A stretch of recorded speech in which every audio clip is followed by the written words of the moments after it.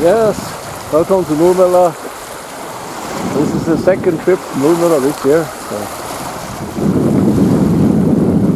it's been many trips. And we have southwestern wind straight in the face, and yeah. maybe it's good fishing weather, I don't know. We will try. It's nice weather though. Yesterday we was in big water, got nothing. It was really nice weather. So just have to get the rod out and try to fish a little bit to see what we get. I've gotten out the rod and on the bottom. Yeah, didn't get very far out, but enough out, I think, to get a nice fish. So we get the wind in the middle of the face, so kind of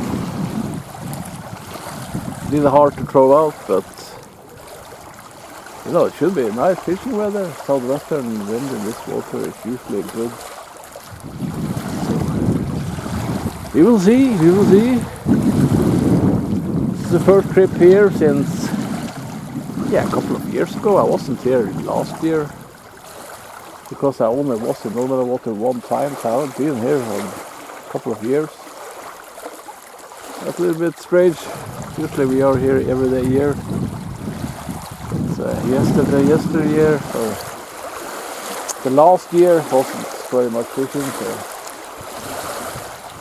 mostly other things. Yes, my father has come and we're going to fish. We got the salmon here, and there is Uncle Björn.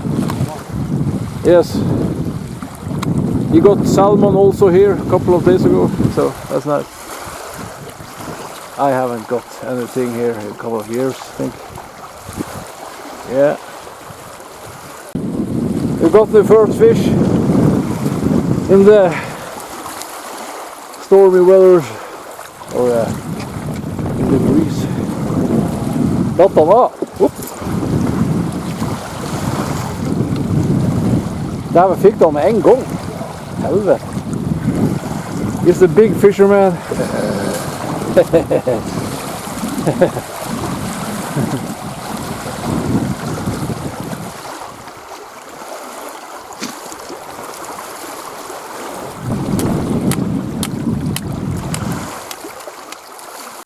Yes. So we've gotten fire on the campfire. Here it is. Very nice. We've gotten one fish, and it seems to be nice fishing weather. My father got one fish immediately. That's good.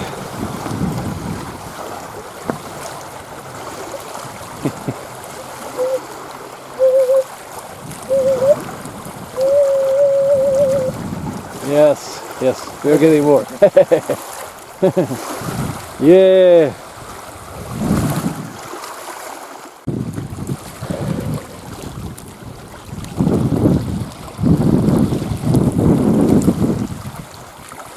Yeah, so it's very nice. A little bit much wind, but it's okay.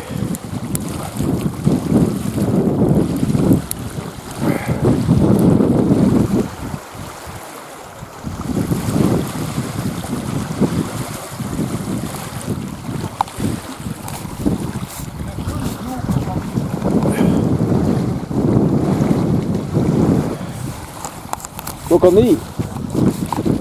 Okay.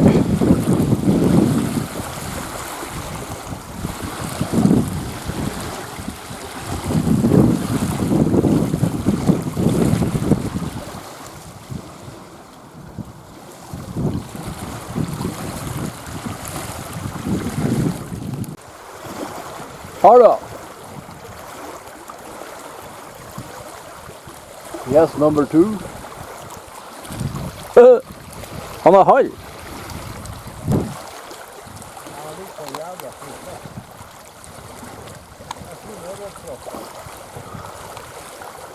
Er jo 1 meter ved siden. Er jo 1 meter ved siden. 2 meter. Å, dæven.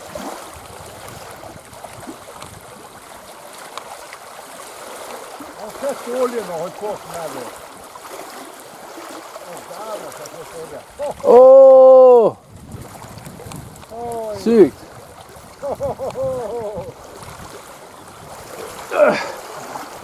The Bushmaster. Fy faen, se. Det må være halvkilos.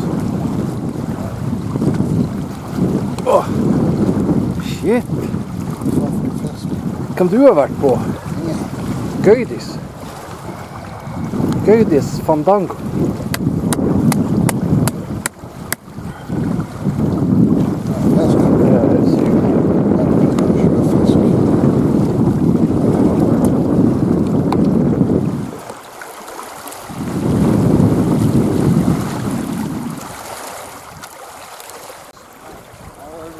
Okay.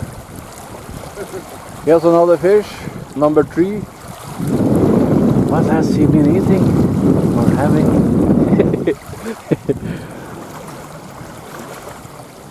Jeg holder han nettopp i ørretholdet. Ja, ørretholdet.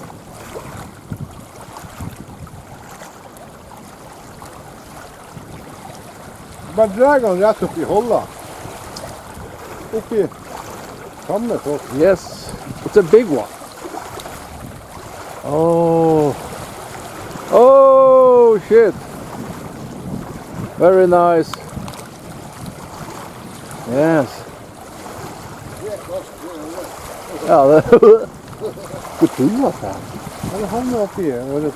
Det står ørret. Ja, det må det jo stå.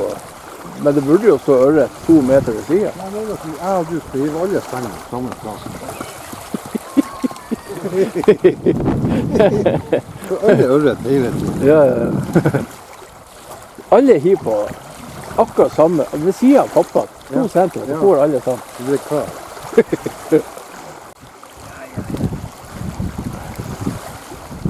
Yes, yes. So Bjørn is putting on some clothes. Very nice. Get a campfire going and eat some biscuits.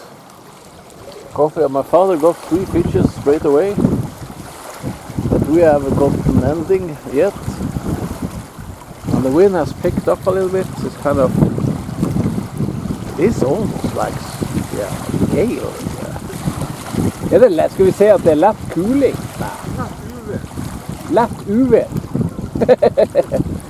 Eller a strong breeze, maybe. But it's warm wind, warm wind.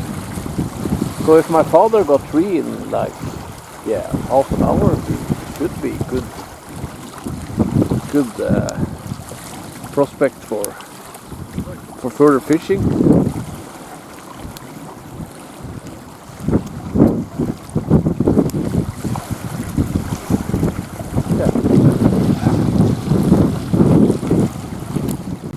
Yeah, so the weather is very windy. Got some new wood. I got 3 fishes.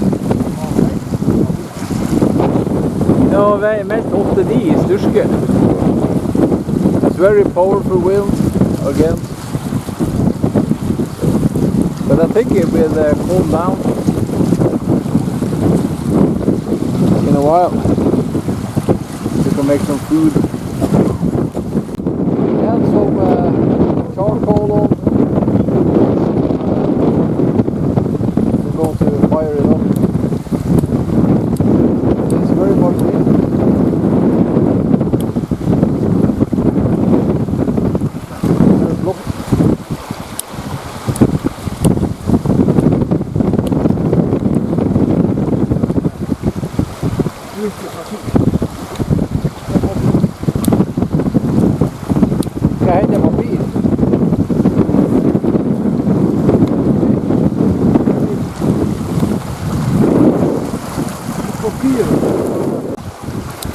må jo ta fyr nå. Det tar jo faen på fyr. Ja, men du må jo ta neven ned, så får du fyr. Du müssen geführen die Bohlen. Ach doch. Ja, gut. Jawohl. Vær snill å ta fyr.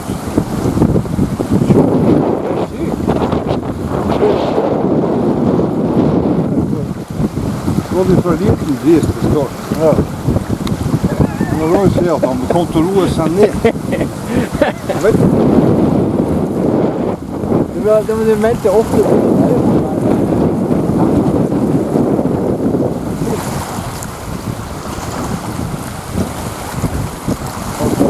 Ja, jeg fikk en fyr på bål. Det er lekkert. Holde, du tar en fyr.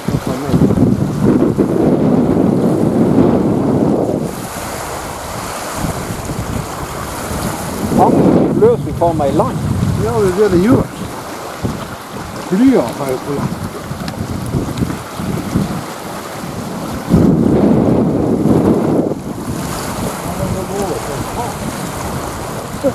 Ja, sterske kulein. Pappa, hva du tror han er? Kuling.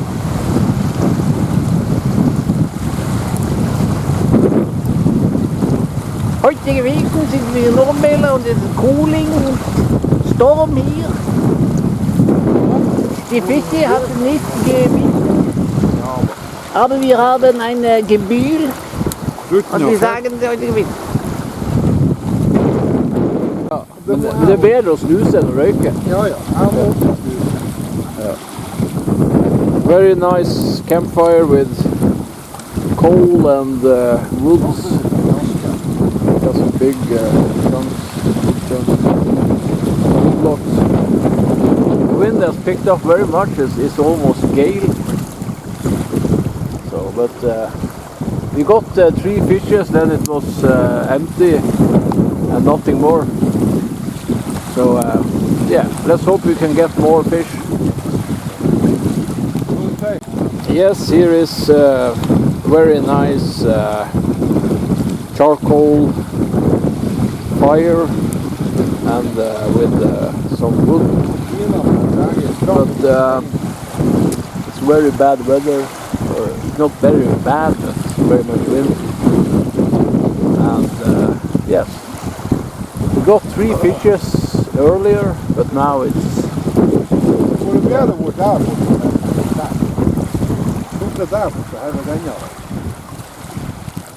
yes, I have some okay, yeah. A little bit of sausage here. They're grilling. They're good. My uncle has thrown out. We don't get any fish yet, but maybe later.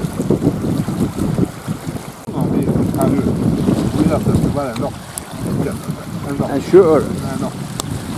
We have eaten some sausages and potato salad. It was very good and grilled, and now we have put on the rest of the coal, and we are very met and happy. We just need to get a fish. The seagull is up here. So the wind is a little bit more quiet. My father is the only one that's gotten fish, 3 fishes. So we are trying to get some.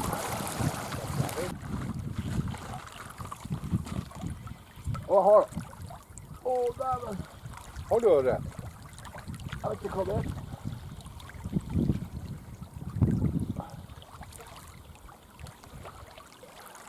Det var en fin øre. Det er ikke noe øre. Hva? Skal du si at det Se stans. Ja, kanskje det er en fin og stor øre. Det er ikke en laks. Nei, det er ikke en laks, men det er en fin øre. Laks kan bruke å hoppe ut av vann. Ja, det er en fin øre. Det kan være en halvskip, eller i hvert fall et 2-3 hekk.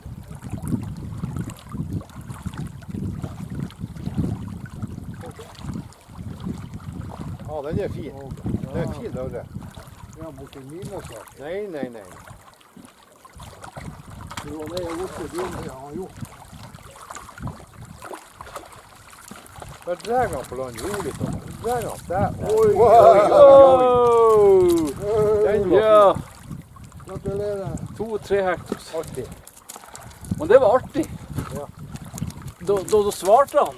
Jeg sa jeg kan jo i hvert fall få en. Jeg Yeah! synes det er rart at han nakka, og så sto han i ro. Ja, jeg sto i ro. Det kan skje. Sånn. Yes. Yes. Here is very beautiful sun. Sunlight. It's not midnight sun, but it is before midnight sun. So it has it's less wind, and I got a fish. Very nice campfire, and we just need Bjørn to get a fish now, a salmon. Yes, then everything will be okay. And we will get a salmon too, I hope. But I got a trout, and it is here. We have gotten 4 trouts. I think maybe that is mine. This one. Here's my father's. Yes.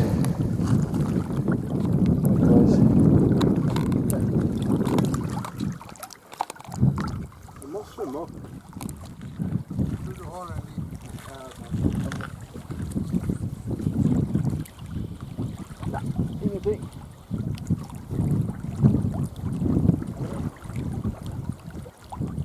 Det har bare vært et måned.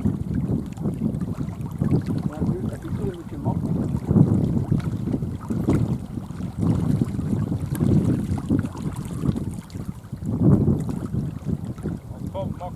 Ja, tatt makt. Det var sånn flemser, ja. Ja.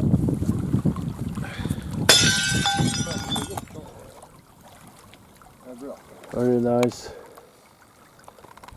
The sun is beautiful. Beautiful weather.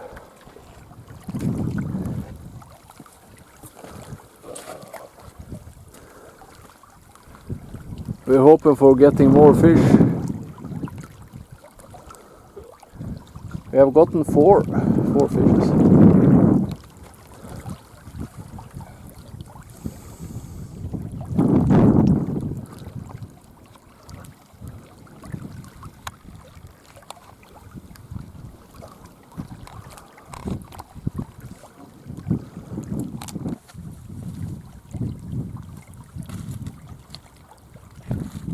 Det er rart hvis han står på. Han er på. Det er liten. Forunderlige greier. Det er sånn samme som sist. 2-3 her.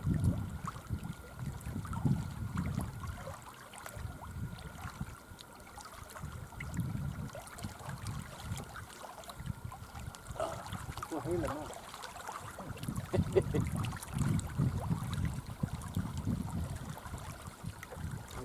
Slå det ved.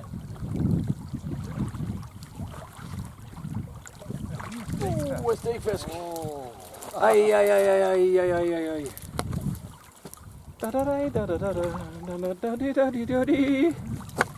Drinking fandango.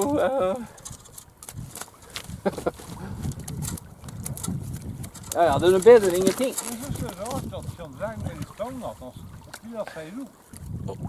Det er rart jeg ser. Det er bare mindre regn.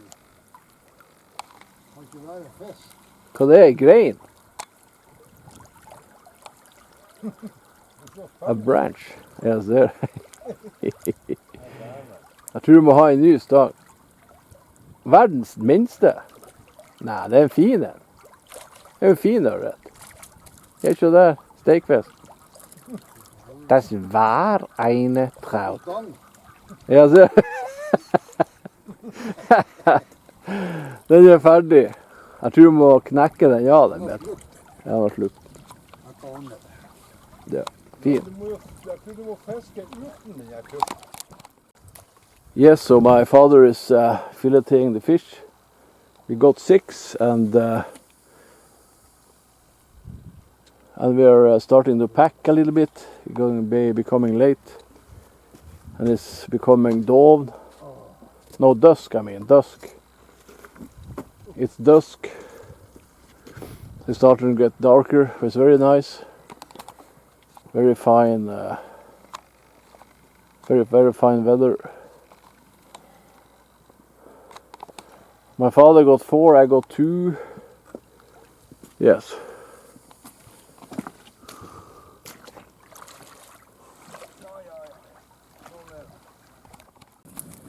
We had some more fuel on the campfire and it's burning a little bit to get the logs up and burning. Hey. Hello. My father got 4 fish. Yes, so far. Yes. Very nice. And we are waiting for the salmon. Which will never come. Nei, det er bra. Det er bra, du.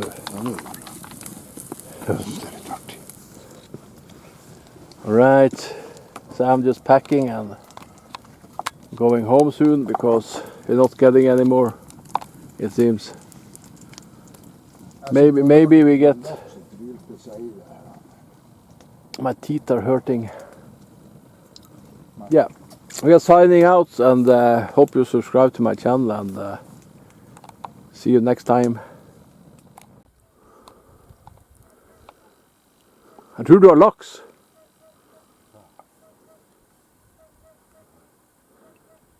Har ingenting.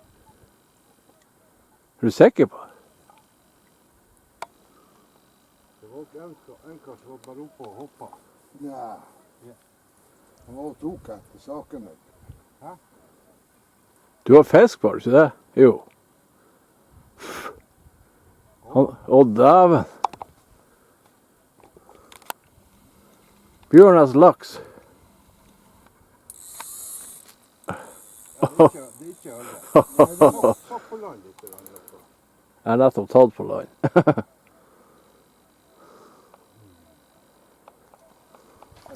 Å, dæven steike, det er en storing. Jeg sa jo det. Vi må ha tålmodighet her. Nå kommer han.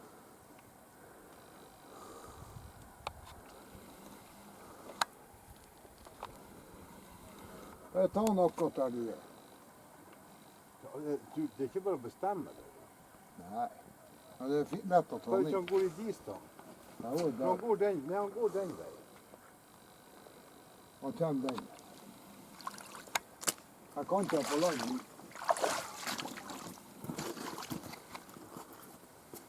Jeg håper på greia. Jeg håper du berger. Det er flott. Hvordan er nå, Bjørn? Ja, der, ja. For han? Å, dæven. Han sleit faen meg av. Eller? Alt kom på land. Ja, jeg så det. Jeg hørte bare sånn tju. I helvete. Sleit han rett da? Helvete, han tok... Undertau med det. Jeg hadde bettet på mye i dag. Nei, det var det. Surt. Fy faen, hvor surt.